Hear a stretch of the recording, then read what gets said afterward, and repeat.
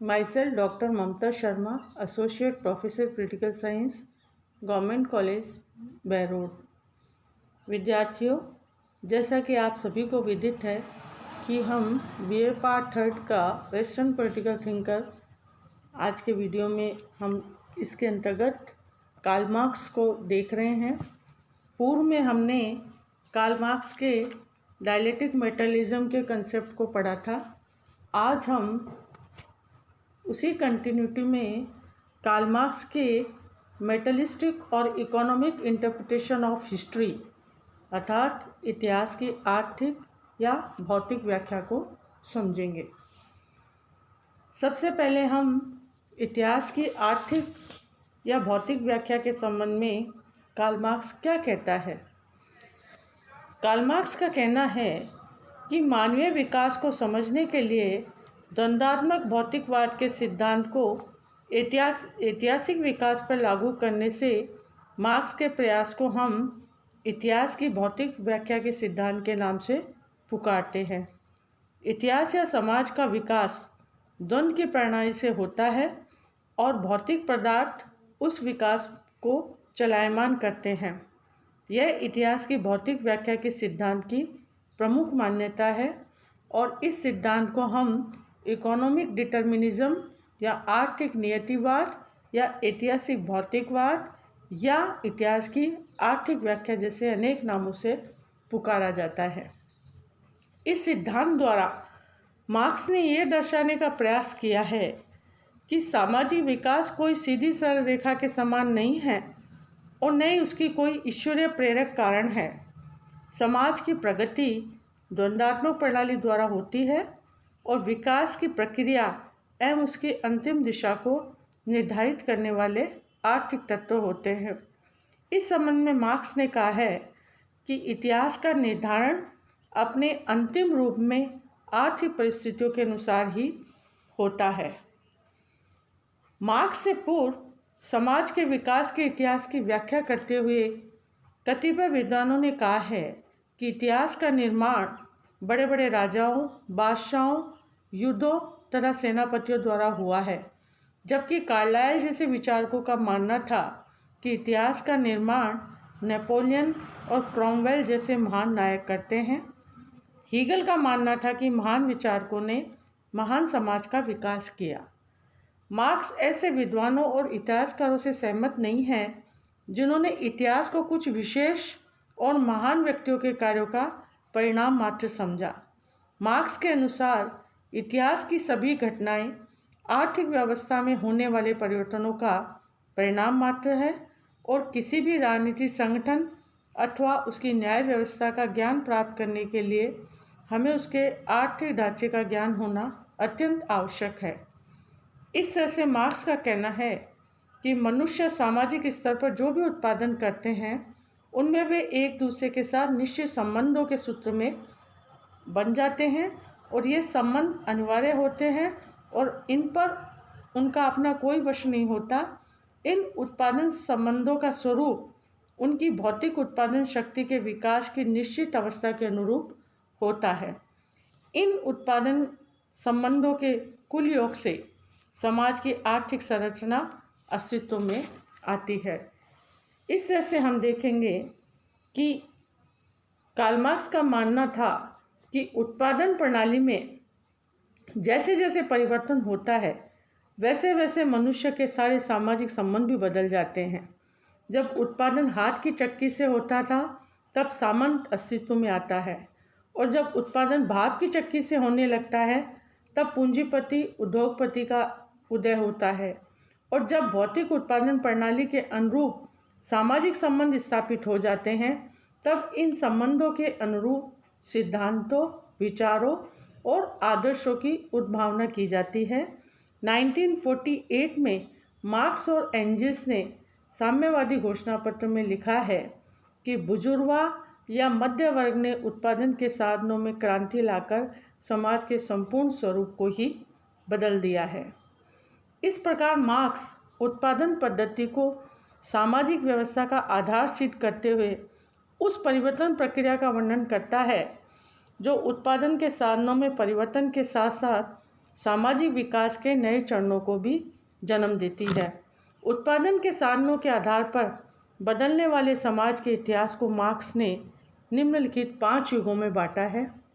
सबसे पहले हम आदिम साम्यवादी युग, जिसे हम प्रिमिटिव कम्युनिज्म कहते हैं। मार्क्स का मानना है कि प्रारंभिक आर्थिक अवस्था एक साम्यवादी अवस्था थी। मनुष्य कंद फल फूल खाकर अपना पेट भरता था और शिकार द्वारा पेट भरने की इस स्थिति ने सामूहिक जीवन को जन्म दिया। लोग मिलकर शिकार करने लगे और मिलकर ही उसे खाते थे। इस समय पूर्ण समानता, पूर्ण स्वतंत्रता थी, न कोई किसी का शोषण करता था। उन दिनों परिवार का जन्म नहीं हुआ और संपूर्ण कबीला ही एक परिवार होता था, जिसके बिना किसी रिश्ते में सभी स्त्री पुरुष समानता और स्वतंत्रता के आधार पर संबंध हुआ करते थे। आगे चलकर प्रकृति ने मानव में अंतर्द्वंद औजारों को जन्म दिया। नए नए औजारों का आविष्कार हुआ और मनुष्य ने आग जलाना, जानवर पालना, बर्तन धोना, पौधे उगाना आदि सीखे। इस तरह से सबसे पहले प्रिमिटिव कम्युनिज्म की बात कार्ल मार्क्स ने की। इसी के अंतर्गत उन्होंने मालिक और दास की बात भी इसके अंतर्गत की। तत्पश्चात दास युग, जिसे हम स्लेव सोसाइटी कहते हैं, जैसा कि बताया गया है कि प्रारंभ में साम्यवादी अवस्था थी। इसके पश्चात व्यवस्था बदली और दास युग प्रारंभ हुआ। कृषि अवस्था के साथ वैयक्तिक संपत्ति का भी श्री गणेश हुआ। साथ ही श्रम विभाजन भी प्रारंभ हुआ और श्रम विभाजन ने परजीवियों को जन्म दिया। कुछ लोग जबरदस्ती लोगों को दास बनाकर शारीरिक श्रम से कार्य करके उनसे लेने लगे और अपना समय आमोद प्रमोद, विद्या, कला तथा राजनीति आदि में बिताने लगे। आदिम वर्ग में समाज अब स्वतंत्र नागरिकों और दासों के 2 वर्गों में विभक्त हो गया। दास युग में मालिक का दास पर वैसा ही हक होता है जैसे मकान, जमीन या जानवर पर। दास युग में आदमी पशुओं की तरह बिका करते थे। दास की पत्नी और बच्चे भी मालिक भी वस्तु कहलाते थे। अतः दास युग में मालिकों की संख्या कम थी और दासों की ज़्यादा।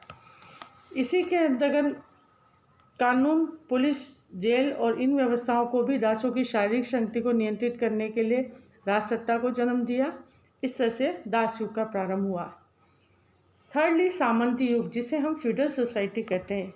इस युग में दास मालिकों की गुलामी से तो आज़ाद हो गए, लेकिन वे जमीन के गुलाम बन गए।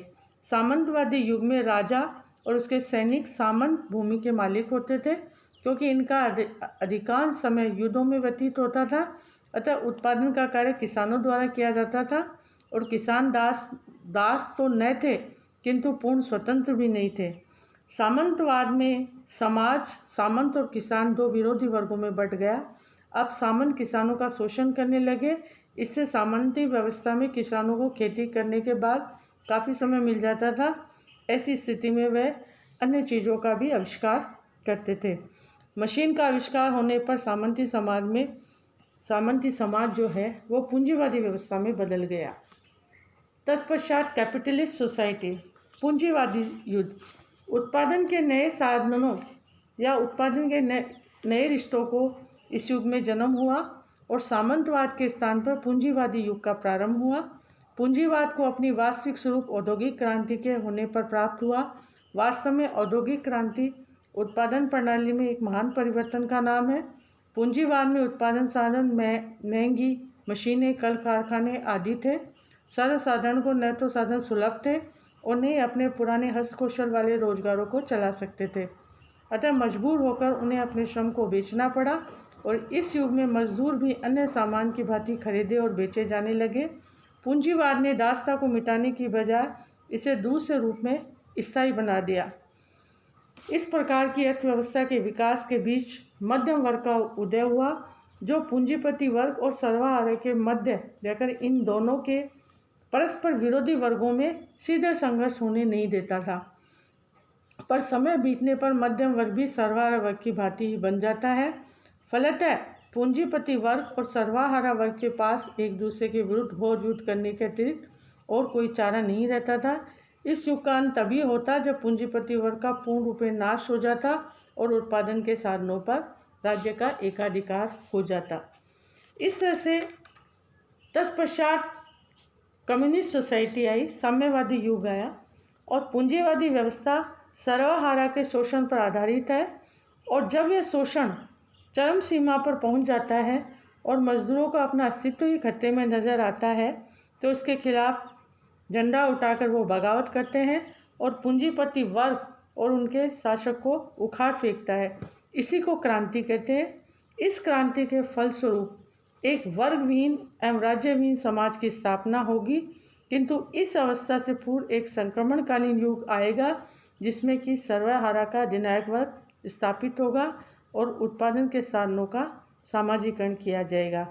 इस प्रकार हम देखेंगे कि मार्क्स द्वारा प्रतिपादित मानव इतिहास के आर्थिक नियतिवाद को अग्रलिखित रूप में प्रस्तुत किया गया है, जिसे कि हमने एक चार्ट के माध्यम से बताया गया है कि किस तरह से उत्पादकीय शक्तियाँ और उत्पादन संबंध पर एक समाज का स्वरूप क्या है। इस चार्ट के माध्यम से आप समझेंगे। ऊपर दिए गए इस उदाहरण से स्पष्ट हो जाएगा कि उत्पादकीय शक्तियाँ उत्पादकीय संबंधों का निर्माण करती है और तब उत्पादकीय शक्तियों में परिवर्तन होते हैं और तब परिणाम स्वरूप उत्पादकीय संबंधों में समाज की रचना के स्वरूप में भी परिवर्तन होते हैं। प्रत्येक प्रकार की उत्पादकीय शक्ति के अनुरूप विशिष्ट प्रकार के समाज व्यवस्था एवं वर्ग व्यवस्था परिलक्षित होती है। इस तरह से हम देखेंगे कि इतिहास की जो भौतिक व्याख्या की गई है उसके निम्नलिखित निष्कर्ष निकाले गए, जिसके अंतर्गत नंबर 1, इतिहास का अध्ययन मानव समाज के विकास के नियम जानने के लिए किया जाता है। नंबर 2, प्रकृति के विकास के नियमों की तरह ही समाज के विकास के भी कुछ वैज्ञानिक नियम हैं। नंबर 3, किसी राष्ट्र या समाज के विकास की प्रक्रिया में आर्थिक तत्व अर्थात वस्तुओं के उत्पादन, विनिमय और वितरण प्रणाली की भूमिका सबसे प्रधान होती है। फिफ्थली, प्रत्येक युग की समस्त सामाजिक व्यवस्था पर उसी वर्ग का आधिपत्य होता है जिसे उत्पादन के साधनों पर स्वामित्व प्राप्त होता है।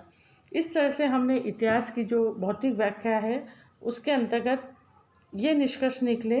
तत्पश्चात हम देखेंगे कि मार्क्स द्वारा प्रतिपादित इतिहास की आर्थिक व्याख्या के सिद्धांत की पूंजीवाद के समर्थकों द्वारा कई आधारों पर इसकी आलोचना की गई, जिसके अंतर्गत नंबर 1, आर्थिक तत्वों पर अत्यधिक और अनावश्यक बल। आलोचकों का यह मानना है कि मार्क्स ने समाज के राजनीतिक, सामाजिक और वैधानिक ढांचे में आर्थिक तत्वों को आवश्यकता से अधिक महत्व दिया है।